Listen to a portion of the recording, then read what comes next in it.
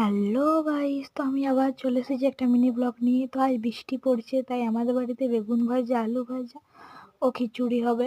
তো তোমরা আর এখানে মা সবজি কাটছে, তো আমি চান করে এবার রেডি হয়ে নেব। তো রেডিও হয়ে গেছি, মা এখানে রান্না করা শুরুও করে দিয়েছে ততক্ষণে। তো মা এখানে আলু ভাজছে। আর তোমাদেরকে বলি, যারা যারা আমার চ্যালেঞ্জে নতুন, এখন তক লাইক কমেন্ট শেয়ার সাবস্ক্রাইব করনি, তারা আমার চ্যালেঞ্জে সাবস্ক্রাইব করে দেবে। আর মা এখানে ডিমও ভাজছে। ও একটা মেনু বলতে ভুলে গেছিলাম, যে ডিম ভাজা ছিল, তো ডিম ভাজা করা হয়ে গেছে। আর এখানে খিচুড়ি ফুটছে। তো মা এবারে খেতে দেবে। তো চলো, এদের খেতেও দিয়ে দিয়েছে। তো আমি খাচ্ছি। তো চলো, তোমাদেরকে আমি টেস্ট করে বলি যে খিচুড়িটা কেমন হয়েছে। দাঁড়াও দাঁড়াও, সবজিও দেবে। আর দেখতে পাচ্ছ কত বড় লঙ্কা, সবজিও দেবে। তো ভাবছি কখন দেবে, তাই একটু খেয়ে নিলাম। খেয়ে পরে যা টেস্ট লাগছে তোমাদেরকে বলতে বোঝাতে পারবো না।